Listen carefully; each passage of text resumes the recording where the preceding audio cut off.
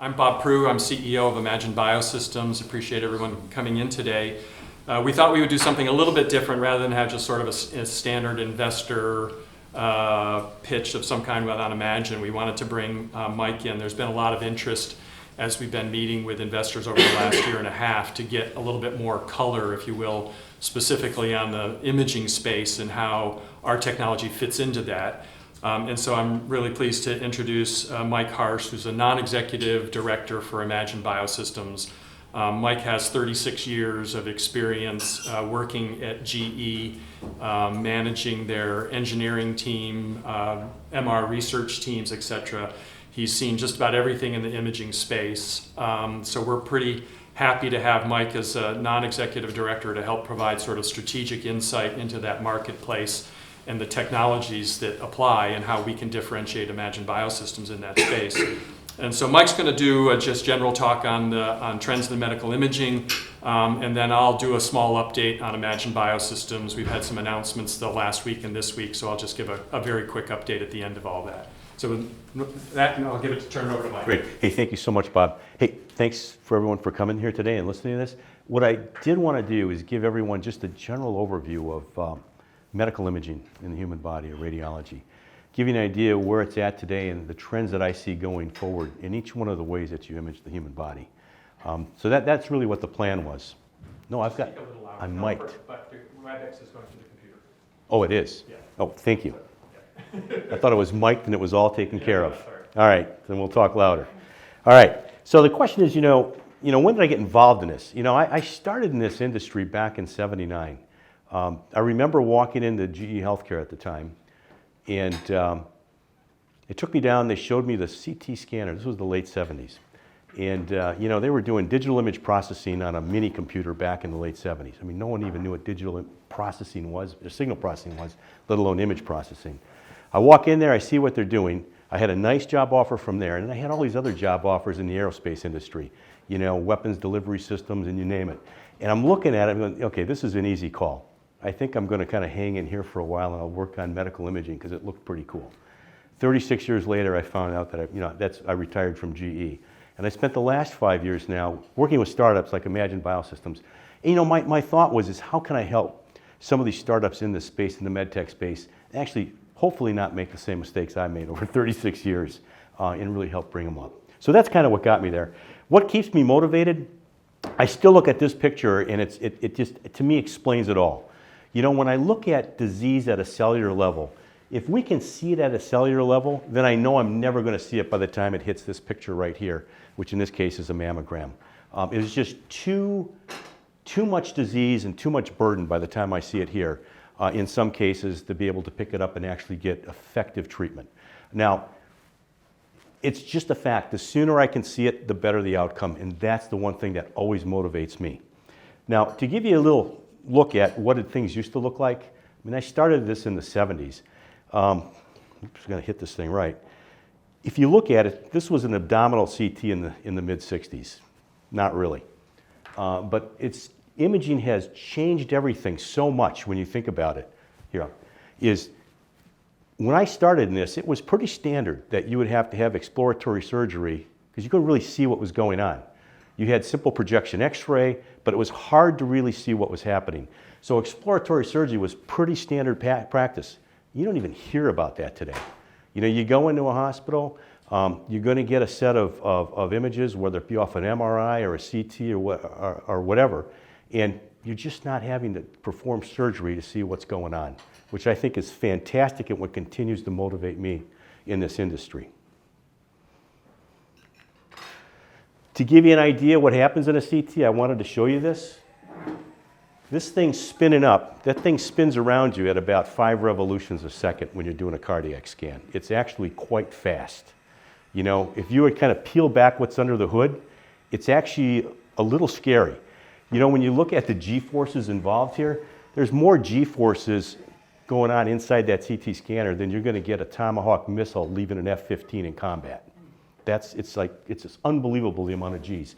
And when you're done, you take all those slices when you're spinning around, and that's how you create this whole body image, in this case, an abdominal image, through a bunch of signal processing and and a lot of algorithm work after that. So that's kind of what happens.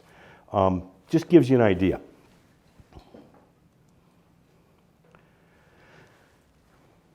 The thing that struck me over the years and what got me into this is, you know, I started in nuclear imaging, it was called, before we called it the fancy name molecular imaging. But it was nuclear imaging. It now goes by the name of SPECT, single photon emission tomography, which is here. But medical imaging in the human body is really, there's 5 ways of doing it today. And you know, that's what I always remembered. And those 5 ways are X-ray, CT scans, MRI, ultrasound, and the molecular imaging technologies. And then we'll talk about what's emerging. But it's these 5 that dominate this huge market. I always, when I started in this industry, you know, that CT was just emerging, ultrasound was out there. Everyone knew, you know, we had what was called SPECT or nuclear imaging. PET was known, but we didn't have a cyclotron. You had to live next to a nuclear reactor to get the isotopes you needed. It just wasn't practical until cyclotrons became small enough that you could put them inside a small room. And that's really what still exists today.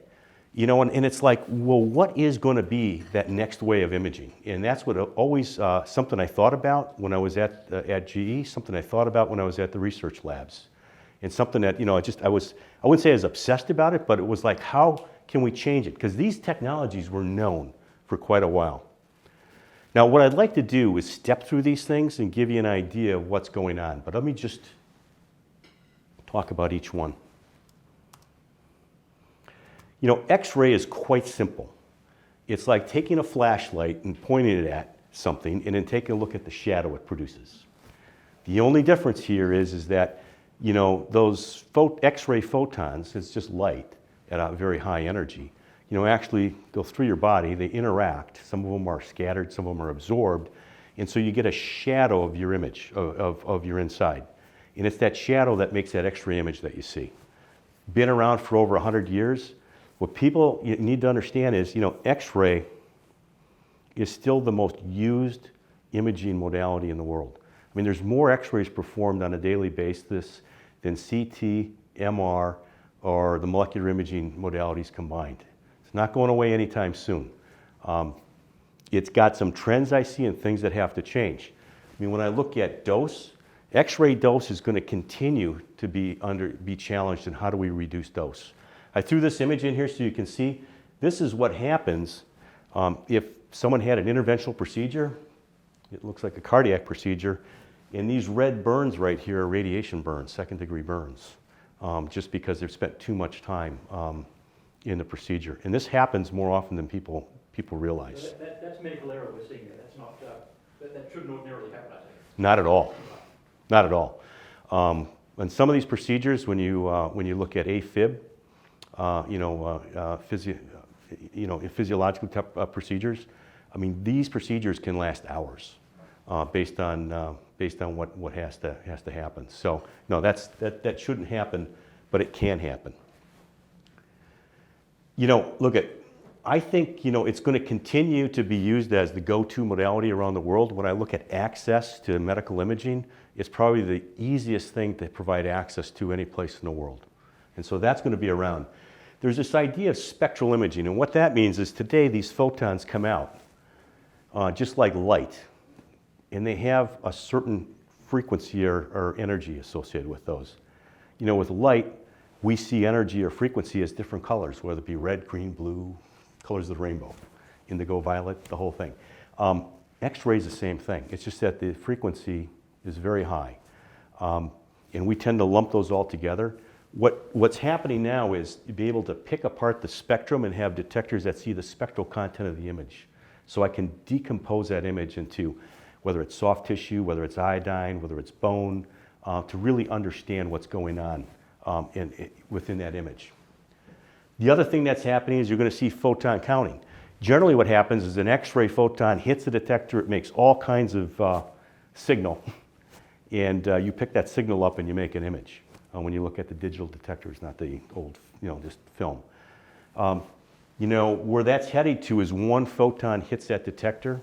When that hits that detector, I bin it so I know how much energy it had, I know where it took place, and from that I know everything about what that photon was and what, and how it interacted. And the other thing which I find interesting is this whole concept of what's called cold field emission, I think is going to really hit. And I'll show you what I mean by that, because I remember working on this when I was at GE's labs. And the joke I had is GE at the time had invented it's basically the X-ray tube that's used today. It's called a Coolidge tube because Coolidge was the researcher at GE that did it. The joke I had is if he walked in the door today, 100 years later, he'd still recognize his X-ray tube. I think that was scary to me. Not that it mattered, but I like to always want to change it. There's a company in Australia, MicroX. They do these portable machines. They're doing something that I think is quite interesting. Now, these are my pictures based on things that I've done in the past.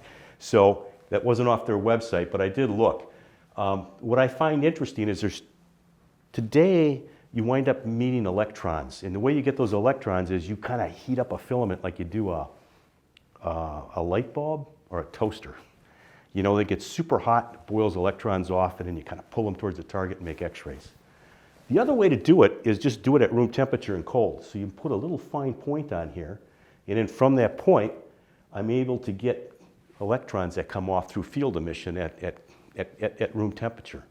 And then I can have a real interesting little structure down here where I can pinch it off or make it come through. So now I have an X-ray, an electron source that I can control spatially. It looks like this when you look at these carbon nanotubes. They're kind of interesting. But that sets up a whole other array of things I can do with X-ray in terms of being able to program it to get the dose I want. It's just got a lot of interesting properties that I think is going to give X-ray some legs going forward for quite a while. The other one, which is another interesting company, right down here, Valpara Solutions. This whole idea of mammography is interesting. Now, these are US numbers, but out of the 28 million mammograms that are performed, 3 million have a finding. The concern is if there's a dense breast, a lot of the lesions will get missed. And the question is, when do you say it's a dense breast, and where do you go after another form of diagnostic? What I found was interesting, what they've got is basically a way of assessing breast density and using that to figure out what's the right clinical care pathway to go forward. So I think some very interesting technology and workflow plays that I've seen down here. All right, listen, anytime, and we're done, I'll answer any questions. It's just a field I like to talk about, so it's just fun stuff. MRI is a very interesting one for me. Spent probably 6 or 7 years now running the MR technology side of the business for GE and at the research labs. It's really kind of interesting when you look at what happens. This one, what you do is you go inside the magnet, and that magnet is quite strong. It's a 1.5, some of them are half Tesla or lower, but they'll go up to 1.5 Tesla, 3 Tesla are really the clinical magnets today. Some of the researchers for human imaging will go up to 7T. There's some research systems that are even higher. Essentially what happens is they magnetize your body. So they magnetize you, you cause the spins, your proton spins to line up with the magnetic field, and they do that at some resonant frequency. At 1.5 Tesla, it's 64 megahertz. So it's like a little top, all these protons that are spinning around at 64 megahertz. If you hit it at that frequency, you'll tip the top over. And as it spins around like that, it comes back up, and there's a time associated with that. There's different type of spins. But anyways, you can look at things that are called T1 and T2. I won't go into all those details. But from those things, when they spin back up and realign, there's that coil that they put on you. It either looks like a coil or a cage over your face or something on your knee or abdomen. That picks up that signal and is able to reconstruct an image from that. It's kind of simple, but that's what's going on. What I see going on there, which is interesting, is you're going to see, I think, a continued increase in acquisition speed. I find this just fascinating when I look at these steady state free precession protocols where you can just see the blood flow in the heart. But just being able to speed up those acquisitions for real-time imaging or just how long you're in the magnet. These things like cryogenics, they love helium. The standard magnets today take about 2,000 liters of helium, which is a ton of helium, when you think about it. This stuff, it's a resource that once it's gone, it's gone. It escapes into the atmosphere, to space, and that's it. It comes from oil wells, so it is a precious resource in a lot of ways. There's magnets out there now that'll operate off of 10 liters of helium in its closed system like your refrigerator. Plug it in. You're going to see more of that. You're going to see more application-specific scanners. It just amazes me that you have to design a scanner like a Swiss Army knife, that it's so big, you lay on it like Superman and put your wrist in there. You know, why do I have to do that when I could make a smaller system to just put my wrist in, or my knee, or my foot, so, or maybe my head? So there's ways of making these things that are less costly and much higher performance than this whole body thing that I see today.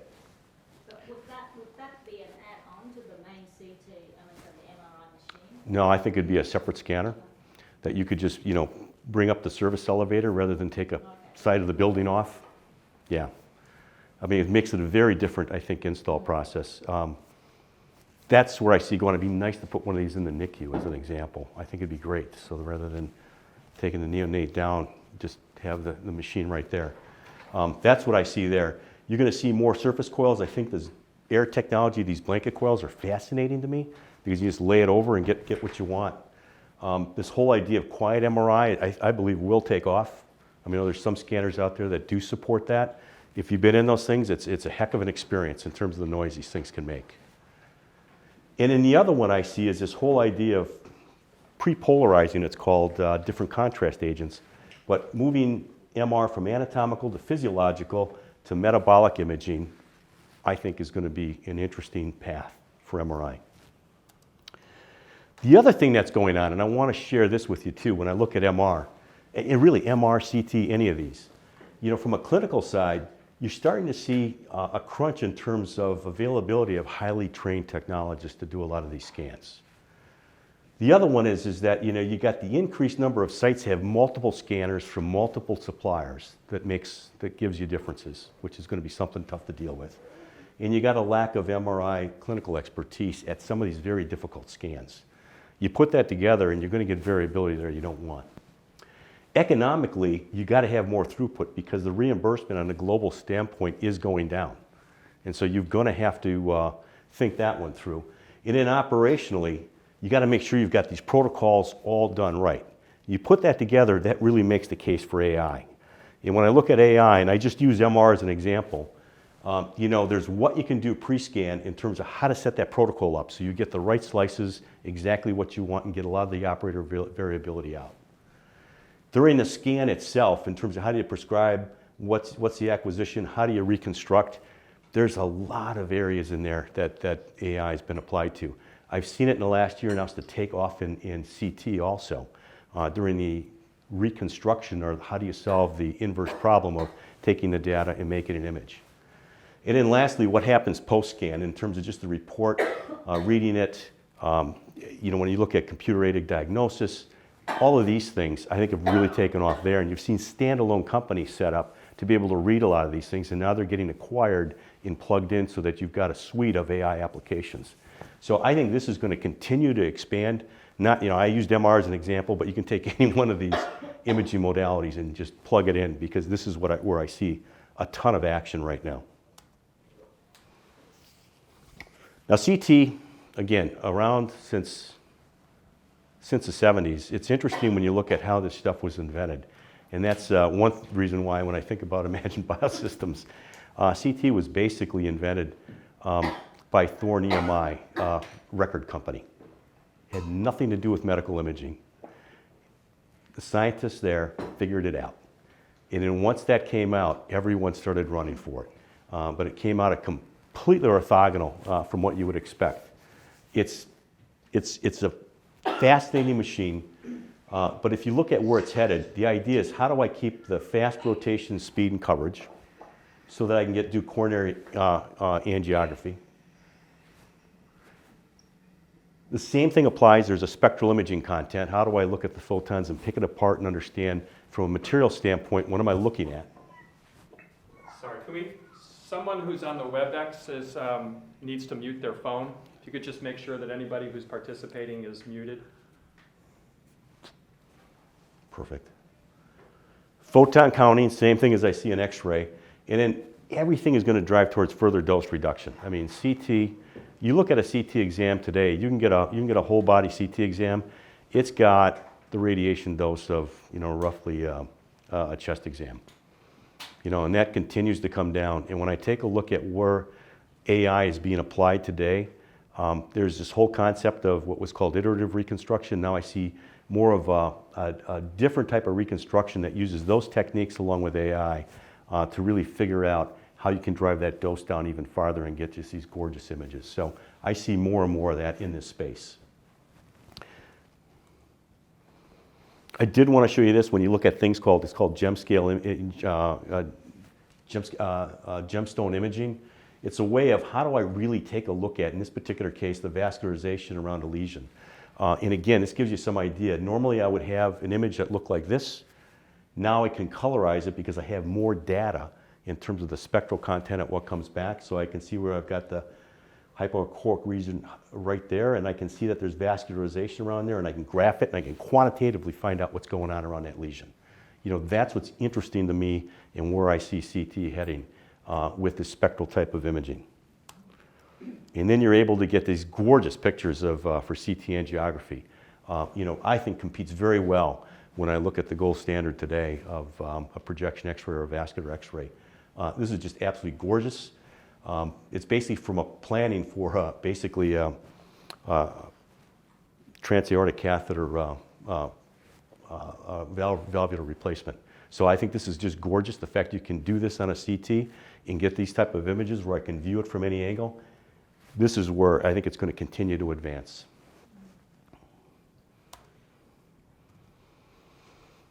Ultrasound's the other one. And now ultrasound, non-ionizing radiation, I think it's been fantastic when I look at how this has changed over the years. You know, these used to be large console type systems, cost quite a bit of money.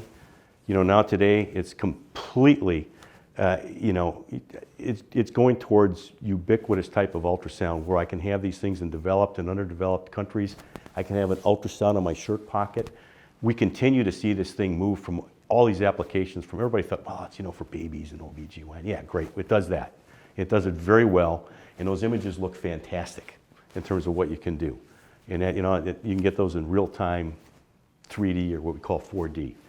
You can actually peel that back, if you will, and see the brain, you can see the heart, you can do all that stuff while they're still in the womb, which is fantastic.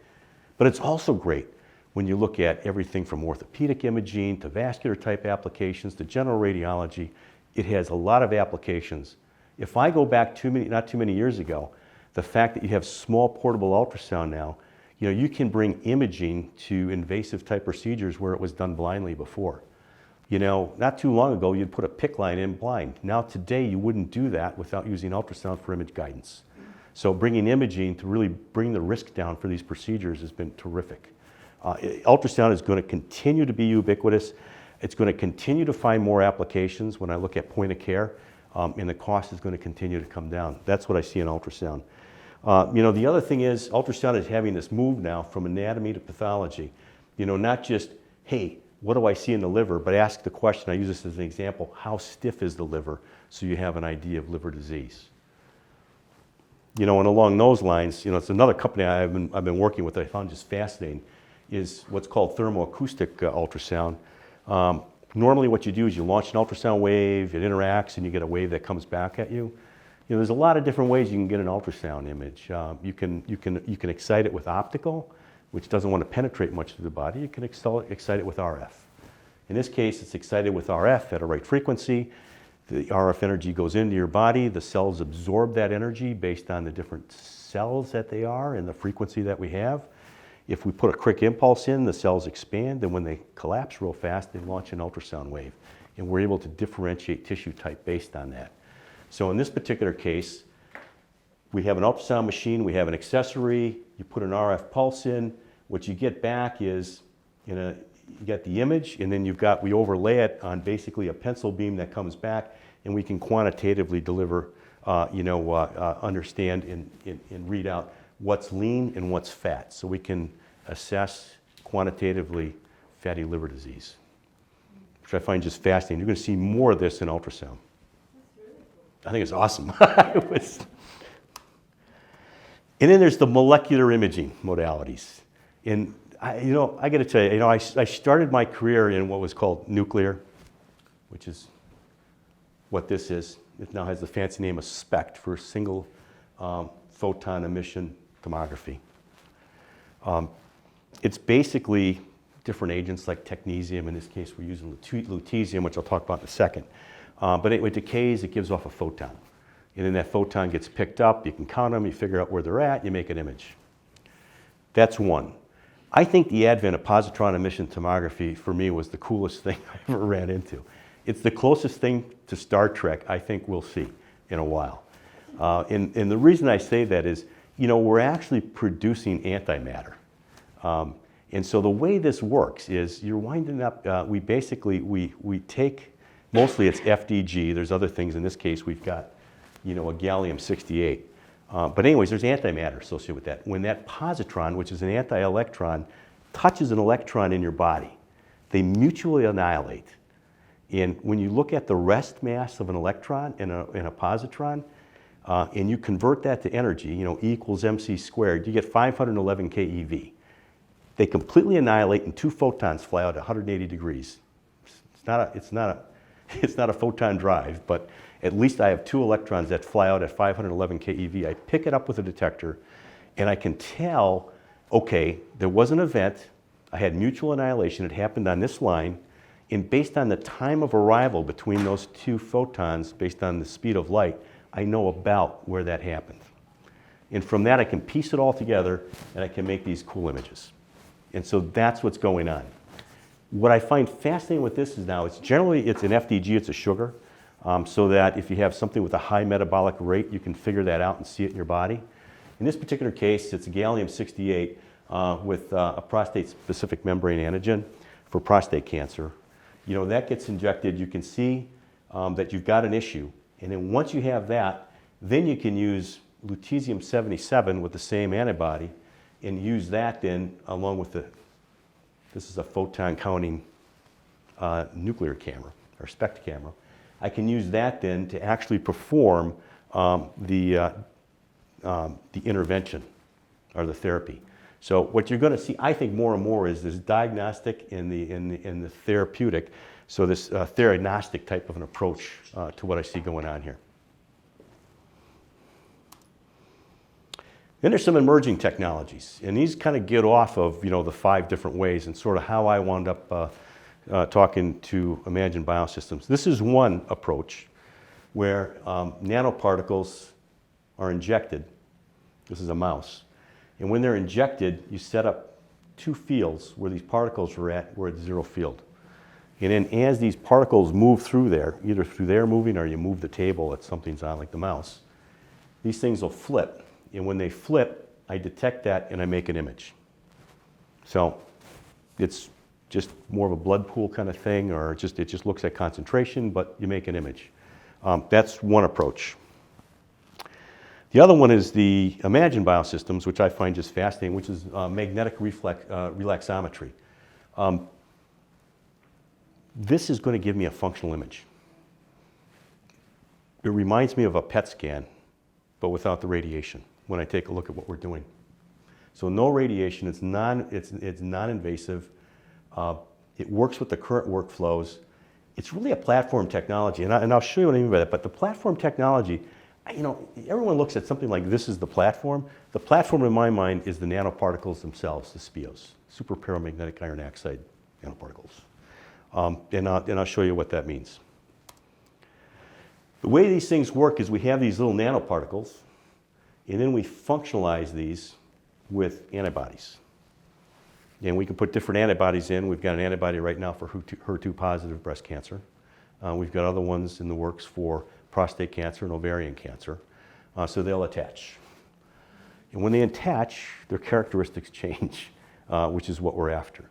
If I had just a PET imaging agent that I functionalized, you know, they would attach, but I would still have the circulating antibodies in these, whatever I use from a molecule still in your system. And so I have this background, plus I have whatever's attached. So I've got to try to get above that. It's a large molecule. It takes a while to clear your body, so it's a difficult problem, but it can be done. But you're talking radiation. What happens here is these nanoparticles will attach if they've been functionalized to that cancer. If they're unattached, they behave different. And how they behave is, if I put a magnetic pulse into these things, a quick one, these SPIOs, or these nanoparticles, magnetize. and then they demagnetize when the magnetic field goes away. If they're bound to a cancer, they demagnetize slow. If they're unbound, they demagnetize fast. Actually, it's more like that. So right away now, I have a way of differentiating whether it's attached or unattached, which now gives me a functional image map. So what I find fascinating about this is I have a way of doing functional imaging without the radiation in a very precise way. So why did I find Imagion Biosystems interesting? It's because of this. I found the sixth way of imaging. I walked into it after I retired without even trying.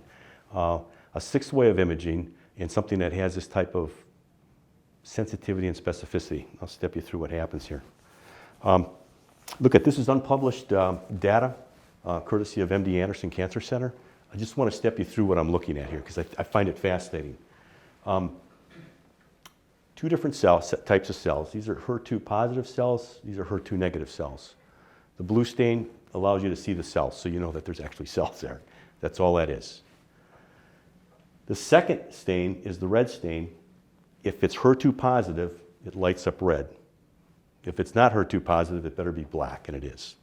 So that tells me for sure these are HER2 positive and these are HER2 negative. Now we've got basically nanoparticles that we conjugated with the HER2 positive antibody. And you can see, after we've stained the iron oxide, you can see these little blue dots in here where they've attached to the cells that are HER2 positive. And I don't see anything down here. So you can qualitatively see that. Then we went and measured it. What's interesting here is when you look at HER2 negative, and this is by just taking it and look at the total iron content in this field of view. It's like zero. I mean, it comes back, it affirms just what it looks like. There's no iron in here. The ones here where we've got it, SPIOs that have been functionalized and bound to HER2 positive cells, you can see what that looks like right here in terms of number of cells in the signal, in the mass of iron that we get. When I look at the relaxometry measurement, it does the same thing. You know, here's what I get down here, which is close to no signal. And up here, I get this gorgeous signal right here that fairly tracks exactly what's going on. So, I mean, this has been validated now 3 different ways. So I look at this and I'm pretty excited about what I see in terms of just how well it performs. So I'm kind of curious what happened down here because that's what about, yes, please. So what you're saying with the reflexology, you don't need to stain it, you just... I just did that so we could get the data. So that's the other. Yeah. Once you stain. Yes, we did that just to validate what we're doing. Generally, we would have just injected. If it was HER2 positive, we would have seen the signal. Any chance we can get a paper out of this? That's MD Anderson, yes. Anderson is writing a manuscript now. Yeah, yeah. So, kind of curious how far we could. We've got data down to just over 100,000 cells, which is fundamentally cool, which is the same thing. And it's the same kind of setup. HER2 positive cells targeted with nanoparticles, HER2 cells alone, and then I've got HER2 cells targeted with nanoparticles, and HER2 negative cells stand alone. Just as I'd expect, everything's down here, and the ones that are HER2 positive and targeted show me exactly what I expect with the relaxometry data. I mean, I look at this, and I can only say one thing.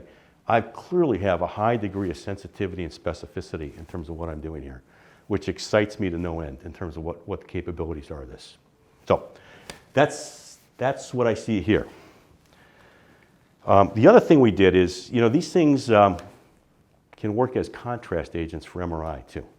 And we have it linked and coupled right now with our relaxometer.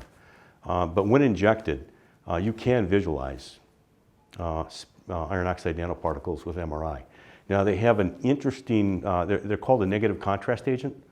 So generally if you get an MRI and they inject a dye, it's not a dye, but it's really gadolinium into you, it's going to be a positive contrast agent, and that's how it'll light up. This turns out to be a negative contrast agent, and you get a contrast mechanism by how it interacts with the tissue.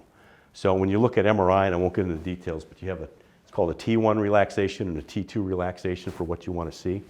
There's also something called T2 star, which says how do the tissue around these nanoparticles change their decay based on the presence of that iron oxide.